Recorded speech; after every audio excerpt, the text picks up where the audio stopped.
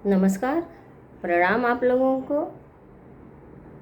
आज मैं आप लोगों को लोकगीत न सुना करके एक कहानी सुना रही हूँ, जो कहानी मैं अपने बचपन में अपने दादी के द्वारा सुनती थी। वो कहानी मैं आप लोगों को सुना रही हूँ, क्योंकि हम लोग संयुक्त परिवार में पले बढ़े और आज के समाज में, आज के समय में संयुक्त परिवार का कोई मूल्य नहीं रहा।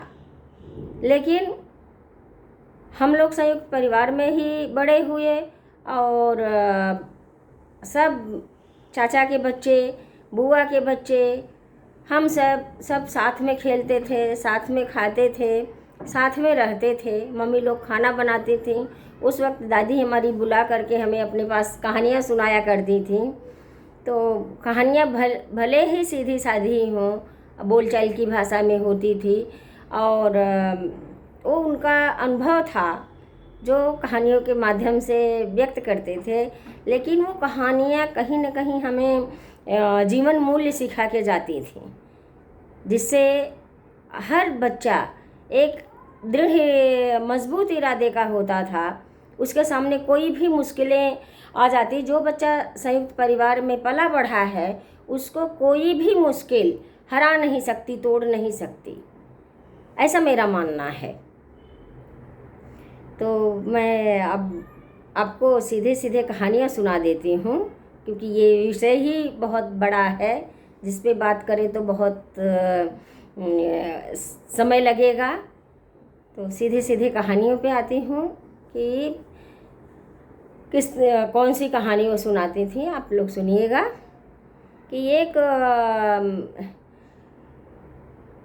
जो स्त्री रहती है, वो संयुक्त परिवार में रहती है और उसके यहाँ बहुत सारे लोग रहते हैं।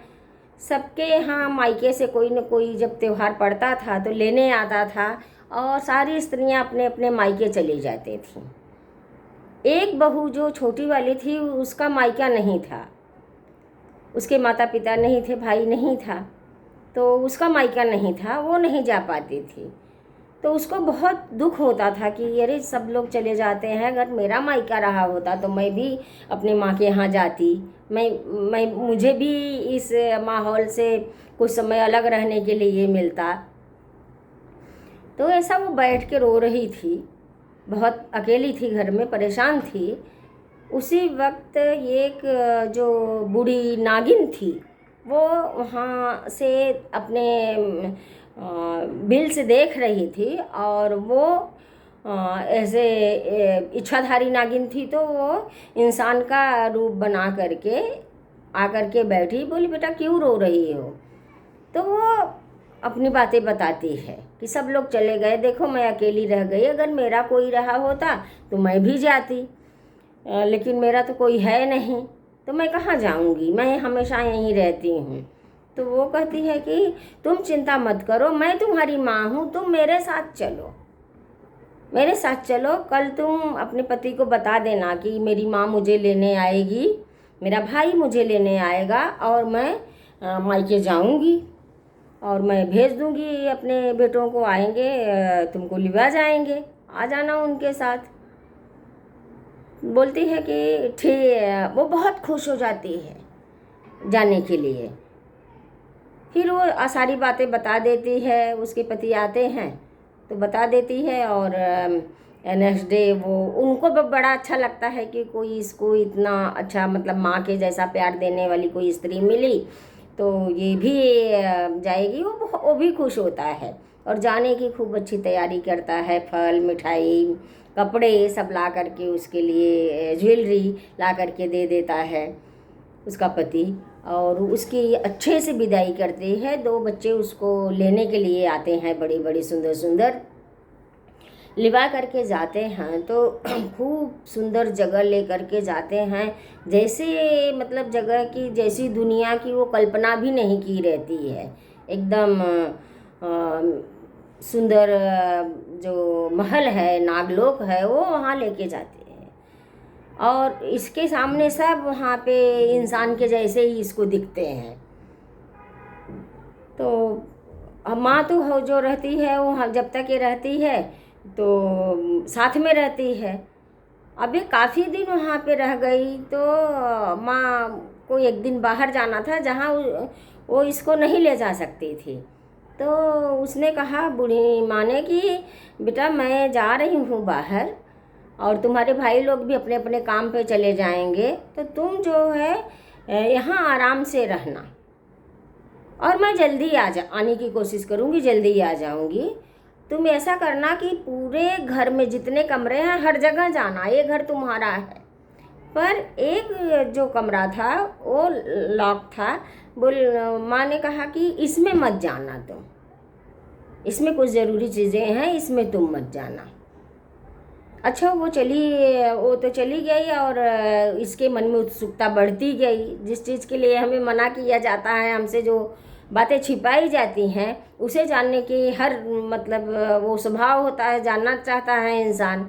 और वही उसके भी मन में आने लगा कि माँ मुझे इतना प्यार करती है, सब लोग इतना प्यार करते हैं, फिर भी कौन सी ऐसी बात है जो माँ मुझसे छुपाई और वहाँ जाने के लिए मना किया। अच्छा मैं देख लेती हूँ कि क्या है वहाँ पे। वो धीरे से वो उसका कड़ी खोलती है और अंदर प्रवेश कर जाती है तो देखती है कि वो कमरा पूरा खाली रहता है। बीच में एक बड़ा सा हौदा रहता है। हौदा मतलब जिसमें पशुओं को चारा दिया जाता था, पहले मिट्टी से बनाया सीमेंट से बनाया जाता था, खूब बड़ा सा, उसी में पशुओं को चारा दिया जाता था। तो वही भारी हौदे से, सीमेंट के बने हौदे से उसको ढका, एक जगह वही उल्टा करके रखा गया था। तो बोलती है कि अरे इस घर में तो कुछ भी चीज़ें नहीं हैं, यहाँ मैं फिर माँ ने क्यों मना किया। अच्छा शायद इस हौदे के नीचे कुछ होगा, मैं देखती हूँ। और जैसे ही वो हौदा उठाती है, देखती है कि उसमें से बहुत सारे सांप के बच्चे बिलबिला उठते हैं और जल्दी से ये डर के हौदा गिरा देती है। सब तो अंदर चले जाते हैं, एक की थोड़ी सी पूंछ कट जाती है। धीरे धीरे वो बच्चे बड़े होते हैं और उसको चिढ़ाते हैं, अरे तू तो पूंछ कटा है, तू तो पूंछ कटा है।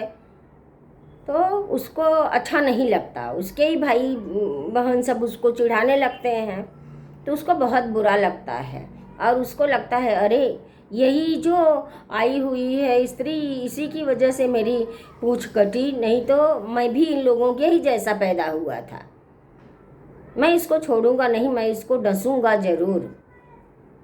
जब माँ आती वहाँ से और उसको पता चलता है कि वो दरवाज़ा खुला था और एक की पूंछ वो देखती है कटी है, तो बोलती है कि बेटा आपने दरवाज़ा खोला था ये, तो सॉरी बता देती है कि हाँ मैंने दरवाज़ा खोला था माँ।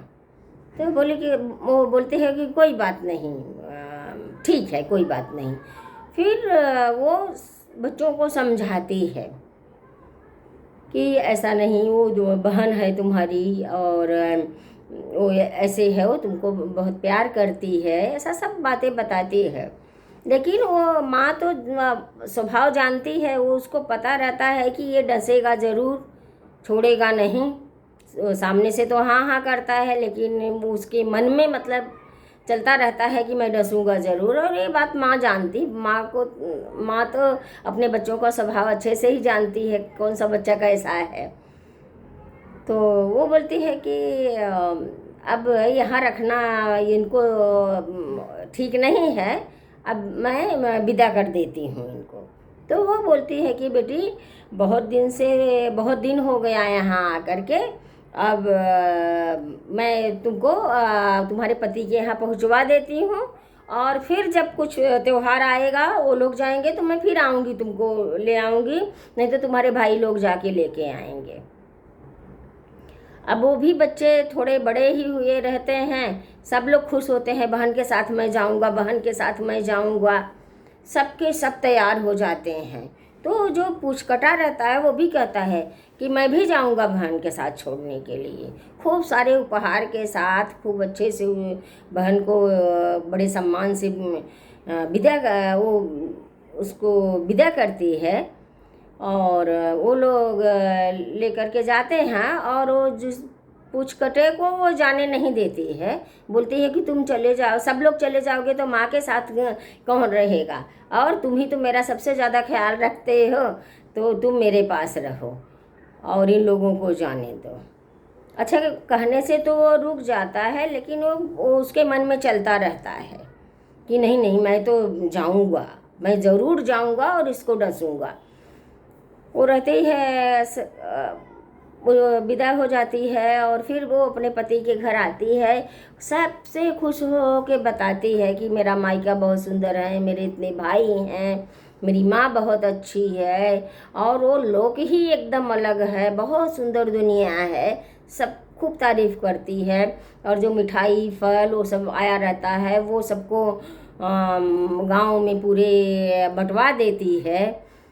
उसको बहुत अच्छा लगता है। और वो भाइयों के लिए भी बड़ा सत्कार करती है, भाइयों का भी खूब खाना पीना बनाती है, उनको उनके लिए अच्छा अच्छा खिलाती है, और सबको सबका बिस्तर वो सब दे करके रात को वो सोने के लिए जाती है। सोने के लिए जाती है, उसी बीच पुचकटा भी आ जाता है। उसके पास नहीं आता है, जहाँ उसके और भाई लोग रहते हैं वहाँ आता है। और वो कहता है कि वो कहता है कि तुम लोग मुझे नहीं ले आए ना, मैं छुप के चला आया पीछे पीछे। वो लोग डर जाते हैं, अरे ये तो दीदी को काटेगा, ये तो बहन को काट लेगा, डस लेगा, ऐसा करके। तो वो लोग परेशान होते हैं। अच्छा, कहते हैं ठीक है, तू भी सो जाए यहीं पे।